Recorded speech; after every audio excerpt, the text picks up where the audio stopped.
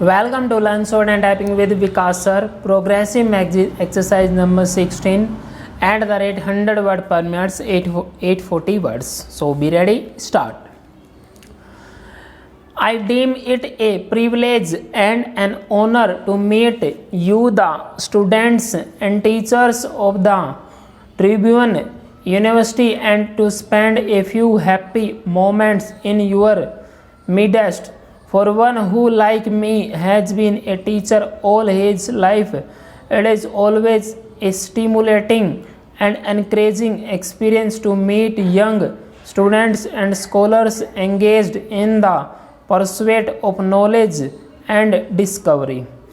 This is all the more so on this occasion because of the strong ties of common traditions and shared values which have united Nepal and India throughout the centuries. A university is a powerful instrument not only for all-sided development of one's nation but for the progress of mankind as a whole. A university, said Pandit Jawaharlal Nehru, stands for humanization, for tolerance, for reason, for the adventure of ideas, and for the search of truth. It stands for the onwards march of the human race towards even higher objectives. If the universities discharge their duties adequately, then it is well for the nation and the people. This university, named after the great father of the Nepalese nation, is developing in a manner worthy of all the universalism, modernism, and spirit of freedom and equality that he stood for. It has made valuable contribution to the development of modern Nepal, and I have no doubt that it will make an even more significant contribution to the social, cultural, and economic development of your country in the days ahead and help it to assume its rightful place in the community of nations. I am extremely happy that we in India have fully associated ourselves to the best of our ability in the building up of this great university from its very inception. We feel proud of this collaboration, which has been of considerable benefit to ourselves.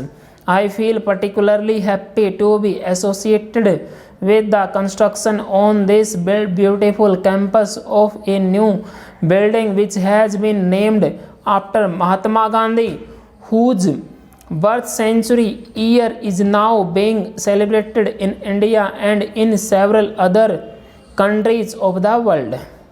Among other things, this building will provide a hall for discussion and discourses on religious and cultural subjects with special reference to the contribution made by Gandhiji in these fields.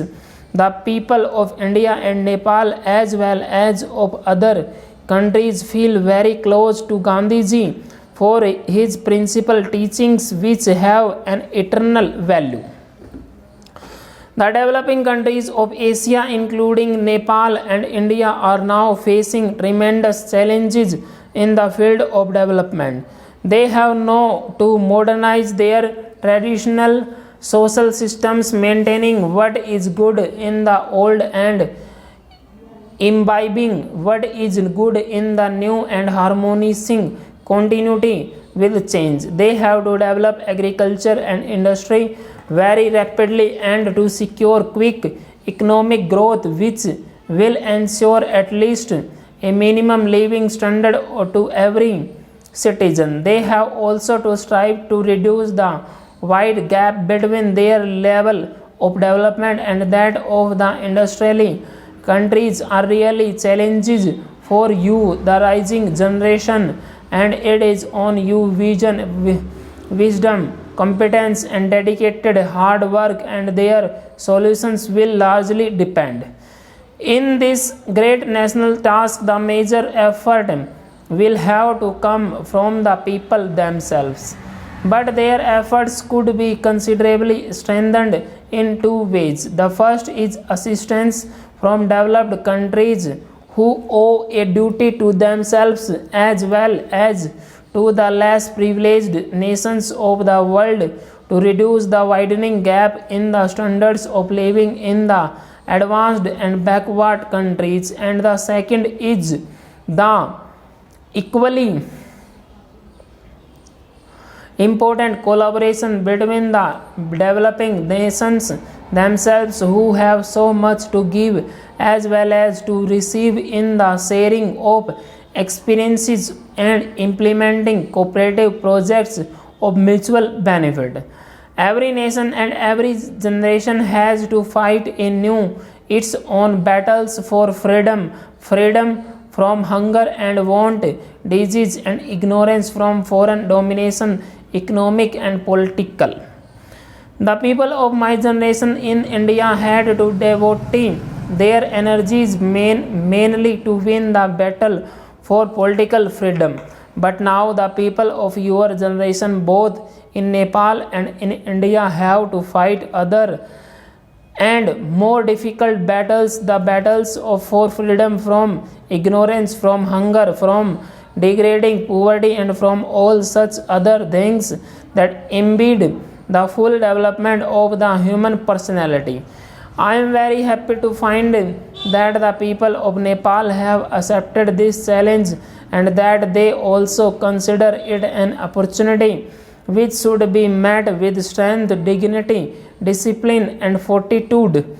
I congratulate you to launching yourself upon this noble task and wish you very success in your program of building up a modern Nepal which still accept the best that the new world has to offer, which still preserving all that is precious, noble, and glorious in the rich heritage of this land. Now it shall be the constant country endeavor of the people and the government of my country to be of all such assistance to you as we are capable of. ?